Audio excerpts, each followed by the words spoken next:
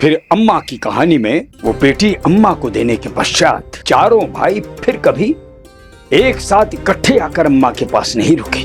जब भी आए अलग अलग रुके, किंतु एक अवसर ऐसा आया जब चारों एक साथ फिर से इकट्ठे आकर रुके, और इस बार उन भाइयों में से एक के पास रत्नागिरी आमों की पेटी थी।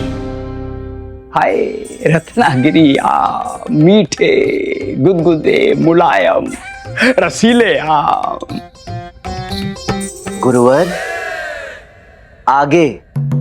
हाँ, वो धानु जिसके पास आमों की पेटी थी, उसने वो आमों की पेटी अम्मा को दी।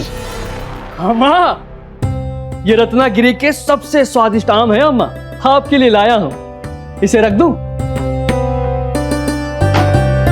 जब तीनों भाई आ जाएंगे तो चारों आपके साथ बैठकर मिलकर खा लेंगे। वो तीनों तो कब के आ चुके हैं, ऊपर छत पर तुम्हारी प्रतीक्षा कर रहे हैं। भाई आ गए?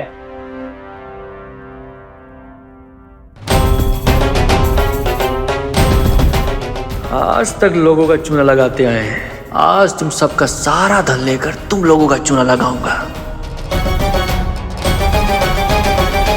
अरे छोटे आ गए खाली हाथ? अरे नहीं नहीं, लाया हूं रत्नागिरी के विशेष स्वादिष्ट रसीले आम।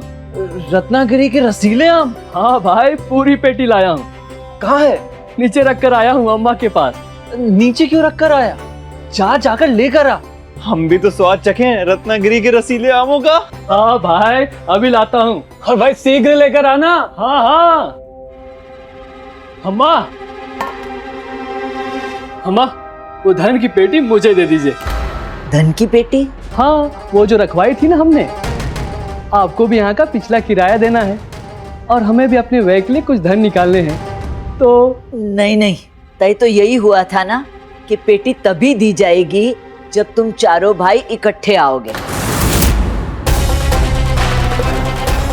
अरे अम्मा, आप भी चारों साथ ही तो है, उन्हीं के कहने पर पेटी मांगने आया हूँ। मैं कैसे मान लूं बेटा, मेरी भी तो जिम्मेदारी बनती है ना। ओ, समझ गया। एक क्षण रुकिए। मानू, अम्मा पूछ रही है, अभी पेटी लेनी है ना? हाँ अभी लेनी है। भानु, तेरी भी हाँ है ना? अरे हाँ भाई, ले आ, पूरी की पूरी पेटी ले आऊं? अरे हाँ भाई, पूरी की पूरी पेटी लेकर आ। अरे हाँ भाई, जल्दी लेकर आ।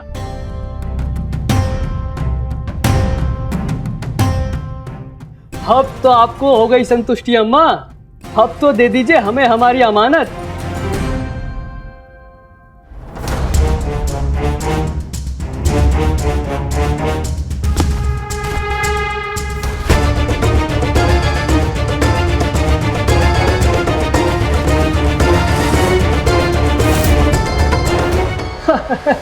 अम्मा, अब आम काट के रखिए, मैं अभी आया, साथ मिलकर खाते हैं।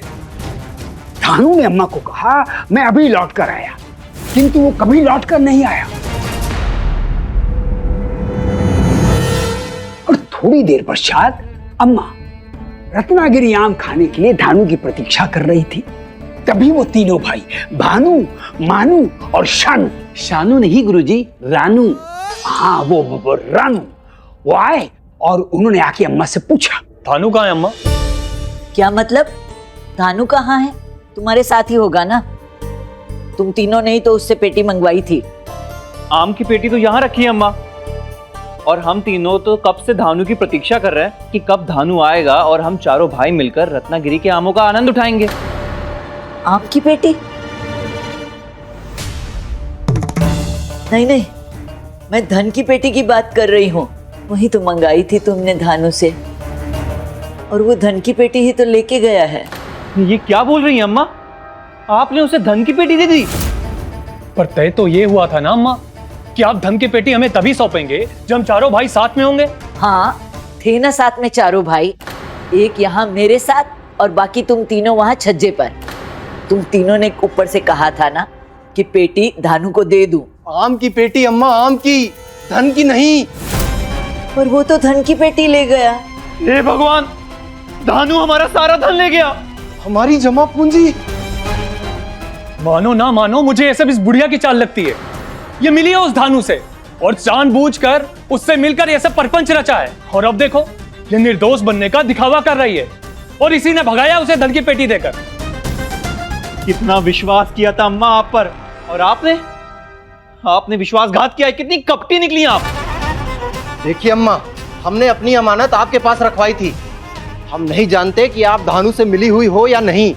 हमें बस इतना पता है कि हमारी जीवन भर की पूंजी ठग ली गई है और इसका संपूर्ण दायित्व आपका बनता है। साफ और सीधी बात यह है कि जब तक हमें अपना धन वापस नहीं मिल जाता, आपका घर आपको वापस नहीं मिलेगा।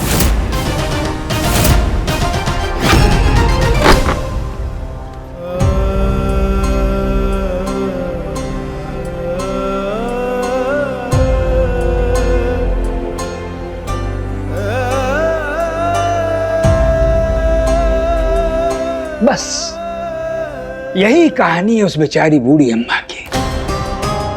तब से वो न्याय के लिए भटक रही है। और हाँ, तीनों भाइयों ने दरबार में अम्मा से स्वीकार करवा लिया कि उन्होंने वो धन की पेटी अम्मा को दी और अम्मा ने वो धन की पेटी धानु को दी। उसके पश्चात अम्मा को ना धानु मिला न न्याय मिला, और ऊपर से तीनों भाई अम्मा का घर हड़प कर बैठ गए।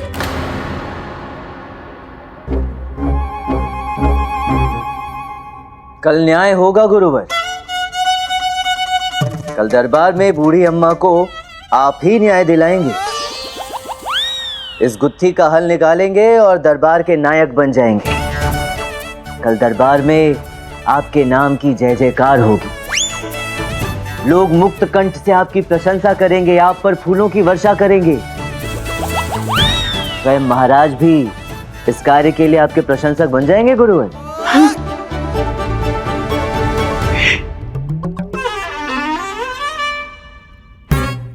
जीते जी पंडित रामाकृष्ण भले ही हमारा शत्रु था, हमारा प्रतिद्वंदी था, लेकिन रामा का ये भूत हमारा सच्चा मित्र है। बड़े स्वार्थी हुआ। संभवतः इसी बहाने मैं अपने मित्र महाराज श्री कृष्णदेव राय और विजयनगर के लिए इस गुत्थी का हल निकालने में उनकी सहायता कर सकूं। यूं ही सही, इसी बहाने अपने मित्र और राज्य के लिए कुछ काम तो आ सकूंगा।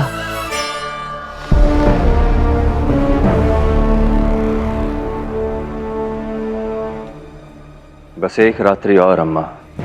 यदि सच में वो पंडित रामा ही थे तो कल दरबार में आपको न्याय अवश्य मिल जाएगा। और यदि ऐसा हुआ तो ये भी सिद्ध हो जाएगा कि उन्होंने हमारे आदेश, हमारी चेतावनियों का उल्लंघन किया है। और तब एक राजा उनसे बात करेगा। सुनिश्चित किया जाएगा कि पंडित रामा को ऐसा दंड मिले कि फिर कभी कोई अपने राजा के आदेश की सीमा लांघने का साहस न करे।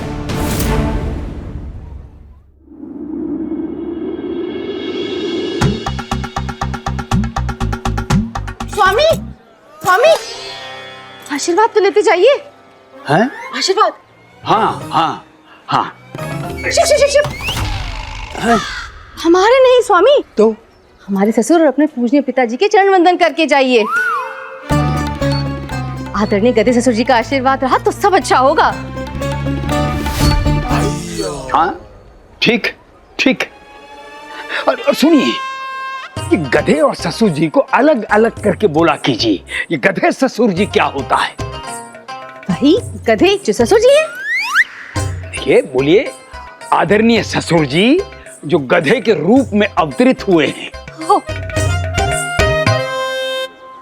पिताश्री, आशीर्वाद दीजिए कि आज दरबार में सब काम अच्छे से हो जाए और आपके प्राण बच जाएं गुरुजी। ये पिताजी किसके हैं? आपके गुरुजी। तो हमें मांग लेने दीजिए जो मांगना है। मांग लीजिए। आई।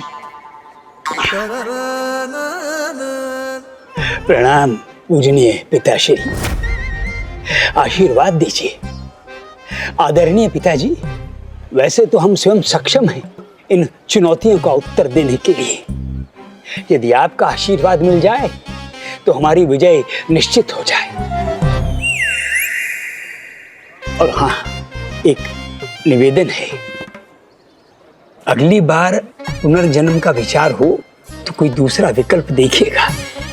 ये गधे के रूप में पिताजी को देखना तनिक शोभनीय नहीं है, समझ गए ना? गुरुजी क्या कर रहे? हाथ नहीं पढ़ने, पैर पढ़ने। हाथ आगे होते, पैर पीछे है। पीछे जाके आशीर्वाद लीजिए गुरुजी। हाँ हाँ हाँ, हाँ ये हाँ।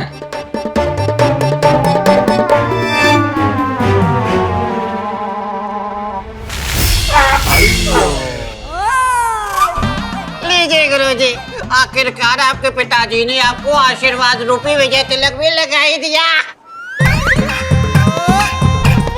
शिव शिव शिव, स्वामी स्वामी, कैसा महापशगुन कर दिया आपने। क्या? ये पिताजी गधे ससुर जी द्वारा लगाया विजय तिलक था। ये दरबार पहुंचने तक रखना चाहिए था आपको। हाँ तो क्या हुआ? हमने पिताश्री का आशीर्वाद माथे पर ना लेकर हाथों में ले लिया है? निश्चित है, तो आपकी विजय निश्चित है। विजय निश्चित है। गुरुवर, आज आपको बूढ़ी अम्मा को न्याय दिलाना ही होगा। ये विजयनगर के सम्मान की बात है। आचार्य तथाचार्य जी की जय। राजगुरु तथाचार्य जी की जय। आचार्य तथाचार्य की, आचार्य तथाचार्य की, आचार्य तथाचार्य की, आचार्य तथाचार्य की, आचार्य तथाचार्य की, आचार्य तथाचार्य की, आचार्य तथाचार्य की। संकट भैया, घोर संकट। क्यों, क्या हुआ? अरे जब जब हमारे ये राजगुरु दरबार में अति आत्मविश्वास के साथ पधारे, तब तब अवश्य ही कोई संकट आया है। हम जानते हैं, हम सब जानते हैं, महाराज की चेतावनी की तलवार से आप सबकी सांसें थमी हुई हैं। हर किसी के मन में यही प्रश्न उमड़ रहा है, घुमड़ रहा है कि महाराज श्री कृष्ण देव द्वारा दी गई 24 घंटे की मियाद समाप्त होने वाली है, तो अब क्या होगा? प्राण, पद, प्रतिष्ठा बचेगी या नहीं बचेगी? कुछ देर पश्चात दरबार के भीतर रहेंगे या बाहर रहेंगे? इस पर हमें एक बहुत ही रोचक प्रसंग स्मरण हो आया। सुनाते हैं, महाभारत में जब दुर्योधन ने पूरी नारायणी सेना मांग ली, तब भगवान श्री कृष्ण ने चुटकी लेते हुए अर्जुन से कहा, हार निश्चित है तेरी, हरदम रहेगा उदास। माखन तो दुर्योधन ले गया, केवल छाछ बची तेरे पास। इस पर अर्जुन ने कहा, हे प्रभु, जीत निश्चित है मेरी, दास नहीं हो सकता है उदास। माखन लेकर क्या करूं जब माखन चोर ही है मेरे पास। समझे कुछ? कौन है हमारे पास? रामकृष्ण।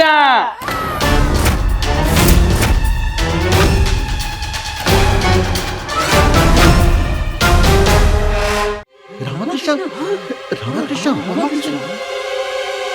सत्य कहा, बिल्कुल सत्य कहा। रामा, प्रभु रामा। जब प्रभु राम और भगवान श्री कृष्ण का आशीर्वाद हमारे साथ है, तो किस बात का भय? यूं समझिए कि आज के पश्चात दरबार की सभी गुत्थियां रामा सुलझाएगा। नहीं, हमारा कहने का तात्पर्य है कि प्रभु राम की कृपा से हम यानी राजगुरु तथाचार्य दरबार की सभी गुत्थियां सुलझाएंगे। लगता है पंडित रामा ने आखिर वही कर डाला जिसके लिए हमने उन्हें सतर्क किया था।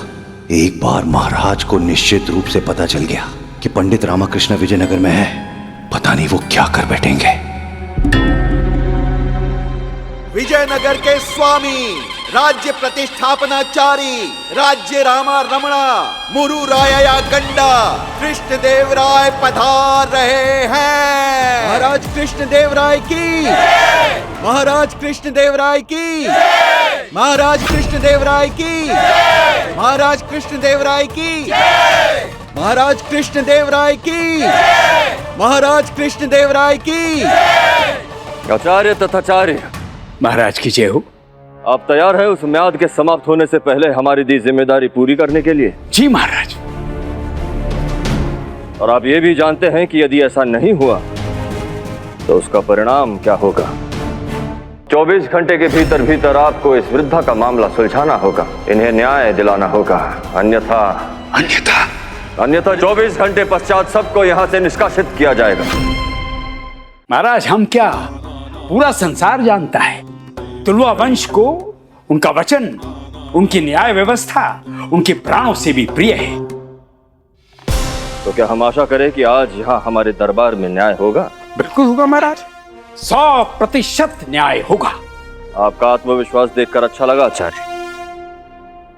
आज तो बोलेंगे गुरुजी, रामा नाम के औषधि लेके जो आए हैं। लेकिन मनी, तुझे क्या लगता है आज अपने गुरुजी संभाल पाएंगे सब कुछ? संभाल लेंगे, देखते। तो देर किस बात की? दरबार की कार्यवाही आरंभ की जाए, आरोपियों को प्रस्तुत किया जाए। आरोपी भानु, मानु और रानू दरबार में उपस्थित हो।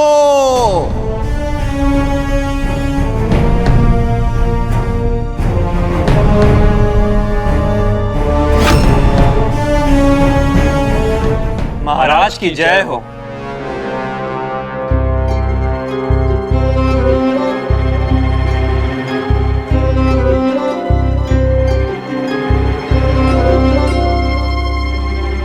महाराज की जय हो। कार्यवाही प्रारंभ हो।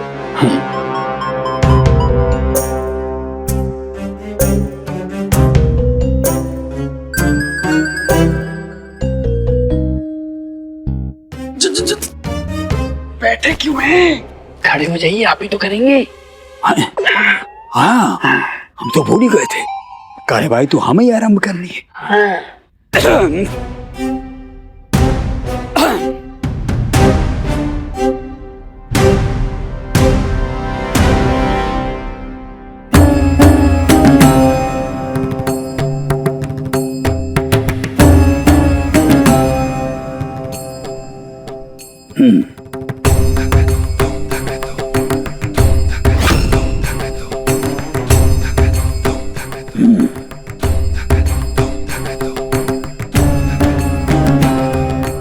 प्रणाम माताजी।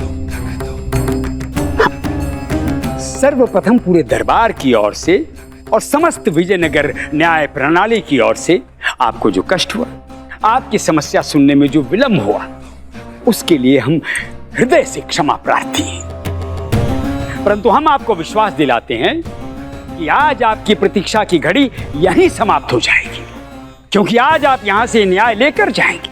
विजयनगर के राजगुरु तथाचार्य यानी हम आपकी हर समस्या का, हर कष्ट का निवारण कर देंगे, आज, अभी और यहीं। तो सबसे पहला प्रश्न और सबसे महत्वपूर्ण प्रश्न ये, आपका नाम क्या है?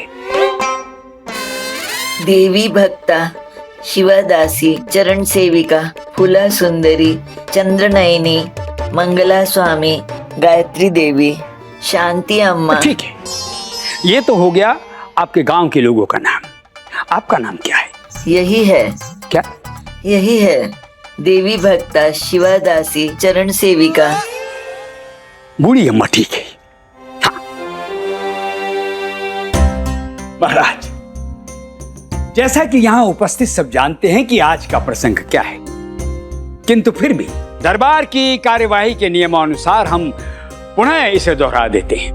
ये फरियादी बूढ़ी अम्मा, इनका आरोप है कि 4 लोगों ने, जिनमें से 3 यहाँ उपस्थित हैं और इनके नाम हैं, क्या नाम है इनके? नाम बोलिए अपने।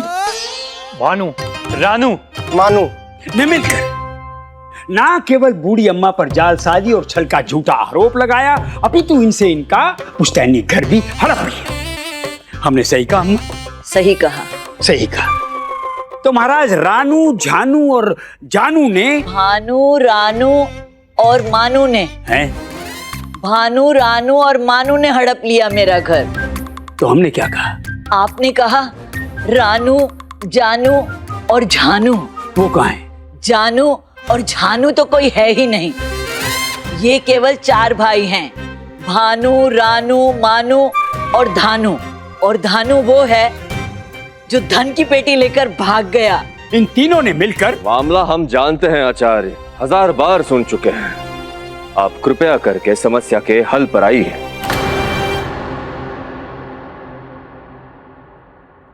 क्षमा कीजिए महाराज, हर गुत्थी का हल गुत्थी की जड़ में छुपा होता है।